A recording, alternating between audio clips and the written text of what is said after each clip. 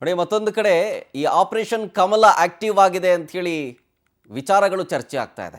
55 ಶಾಸಕರಿಗೆ ಬಿಜೆಪಿ ಆಮಿಷ ಕೊಟ್ಟಿದ್ದಾರೆ ಅಂತ ಹೇಳಿ ಕಾಶಪ್ಪನವರ ಹೇಳಿಕೆಯನ್ನು ಕೊಟ್ಟರಲ್ಲ, ಈ ವಿಚಾರದ ಬಗ್ಗೆ ಚರ್ಚೆ ಆಗ್ತಾ ಇದೆ. ಈಗ ಆಪರೇಷನ್ ಕಮಲ ಅದು ಅಸಾಧ್ಯ, ಶಾಸಕರೇನು ಹುಣಸೆ ಬೀಜ ಅಲ್ಲ ಹೀಗಂತ ಹೇಳಿದ್ರು ಎಂ ಬಿ ಪಾಟೀಲ್ರು. 140 ಶಾಸಕರಿದ್ದೀವ್ರಿ ನಾವು, 85 ಜನ MLA ಸಿಗ್ತಾರ, ಅವರೇನು ಹುಣಸೆ ಬೀಜನ? ಕಳೆದ ಬಾರಿ 10 ರಿಂದ 15 ಕಡಿಮೆ ಇತ್ತು, ಏನೋ ಮಾಡಿ ಸಾಧನೆ ಮಾಡಿಬಿಟ್ರು.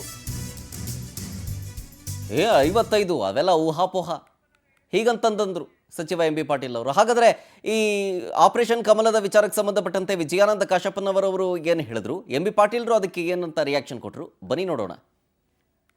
ಈ ರಾಜ್ಯದಲ್ಲಿ ಭಾರತೀಯ ಜನತಾ ಪಕ್ಷದವರಿಗೆ ನೇರವಾಗಿ ವಿಧಾನಸೌಧದಲ್ಲಿ ಕುಂದ್ರಕ್ಕೆ ಒಂದು ಸಾರಿಯರು ಜನ ಈ ರಾಜ್ಯ ಜನತೆ ಅವಕಾಶ ಮಾಡಿಕೊಟ್ಟಿದ್ದಾರೆ.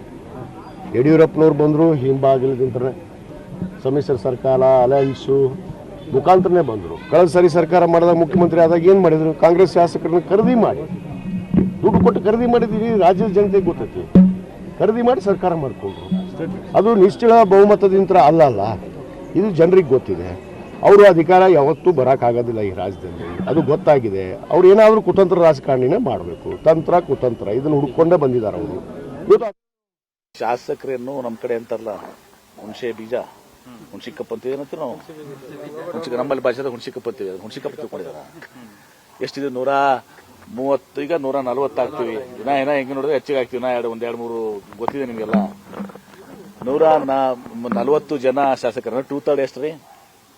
85. ಹೌದಲ್ಲ? 85 ಜನ ಶಾಸಕ ಸಿಗ್ತಾರೆ. ಹುಣಸಿಕಪ್ಪ ಶಾಸಕರು, ನಮ್ಮ ಹುಣಸಿ ಬೀಜ ನಿಮ್ಮ ಕಡೆ ಇರ್ತಾರೆ.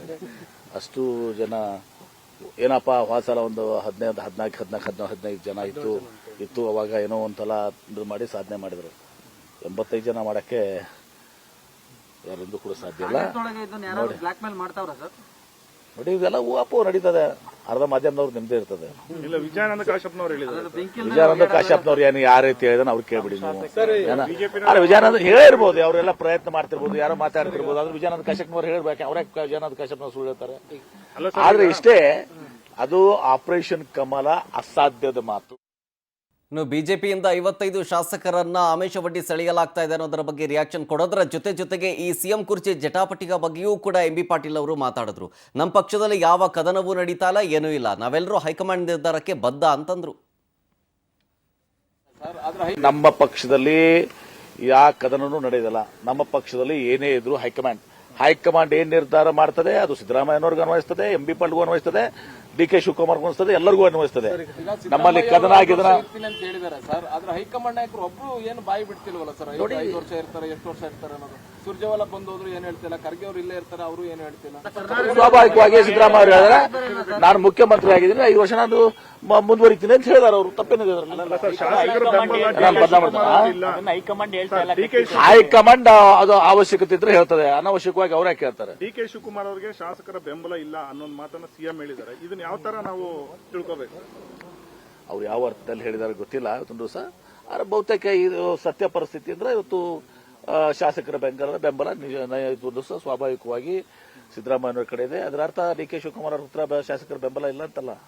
ಆದ್ರೆ ನಮ್ಮ ಕಾಂಗ್ರೆಸ್ ಪಕ್ಷ ಅವರಲ್ಲಿ ಅವ್ರಿಗೂ ಬೆಂಬಲ ಇದೆ. ಕಾಂಗ್ರೆಸ್